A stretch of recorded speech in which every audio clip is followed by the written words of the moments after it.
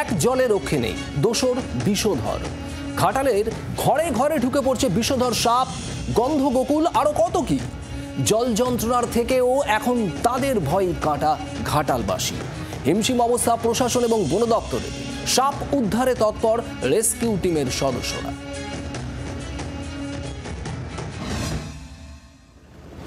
বর্ষার মরশুম শুরু থেকেই চারবার প্লাবন পরিস্থিতির সাক্ষী থেকেছে পশ্চিম মেদিনীপুরের ঘাটাল। এরই মধ্যে সাপের আতঙ্ক। বন্যার জলে কিলবিল করছে বিষধর সাপ। ঘরদোর, রান্নাঘর, জমিতে ঘুরে বেড়াচ্ছে কালাজ, চন্দ্রবোড়া, শাখামুটির মতো বিষধরেরা। চিতি বড়া, শাখামাটি সাপ, তারপর দেয়াল চিতি, বড়া সাপ, এইসব সাপ বেড়াচ্ছে। হ্যাঁ, একটু তো ভয়ে ভয়েই রয়েছি। আর হচ্ছে বন্যার জন্য বেশি এসছে। সবই আছে, বন্যার ইয়েতে সব এসছে। জল কমলে এগুলো কি আরো বাড়বে? এগুলো তো আছে, জক তো আছে, ওইগুলো আর যাবে না। ঘরে ঘরে ঢুকে পড়ছে গন্ধগোকুল গোসাপ।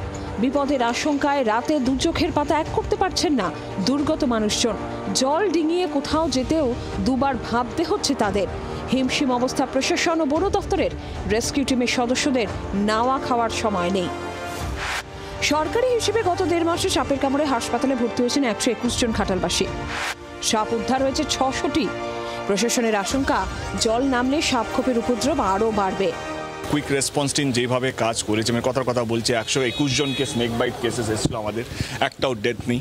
কারণ আমরা আমাদের রেসপন্স টিম ঠিক টাইমে পৌঁছে গিয়ে তাদেরকে রেস্কিউ করেছে এবং যে দরকার তাকে সুস্থ করার জন্য 600টার বেশি স্নেক রেস্কিউ করা হয়েছে। সেটা রাত্রে হোক, দিনে হোক, একটা ফোন গেছে সেখানে লোক পৌঁছে গেছে। আমাদের সবকটা লাইক রেসপন্স টিম যেখানে হেল্পলাইন নাম্বারে ফোন গেছে, 24 ঘন্টা আমাদের লোক আছে সেই হেল্পলাইনে ফোন অ্যাটেন্ড করার জন্য, এবং উইথিন নো টাইম আমরা মানুষের কাছে পৌঁছেছি তাদেরকে হেল্প করার জন্য। জল যন্ত্রণার মধ্যে একটা বড় যন্ত্রণা।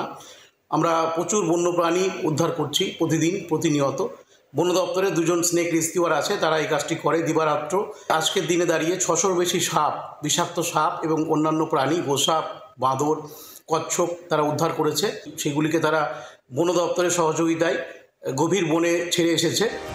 একদিকে জল যন্ত্রণা, জমা জলে ভোগান্তি, অন্যদিকে সাপের উপদ্রবে নাজেহাল ঘাটালবাসী। এই মুহূর্তে সাপই অভিশাপ ঘাটালের। বনবাজারের সাপ, গোসাপ, গন্ধগোকুল, হনুমানের দল একেবারে বেরিয়ে পড়ে ঢুকে পড়ছে শোবার ঘর থেকে রান্নাঘরে। জল জীবনে অভ্যস্ত ঘাটালবাসী এতদিন কিনে রাখতেন নৌকা বা ডোঙা, এখন ঘরে ঘরে মজুত রাখছেন কার্বলিক অ্যাসিডও।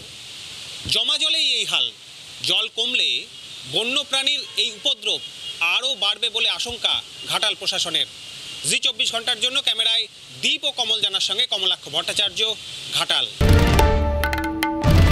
বাংলার আওয়াজ, বাঙালির আবেগ, জি 24 ঘন্টা।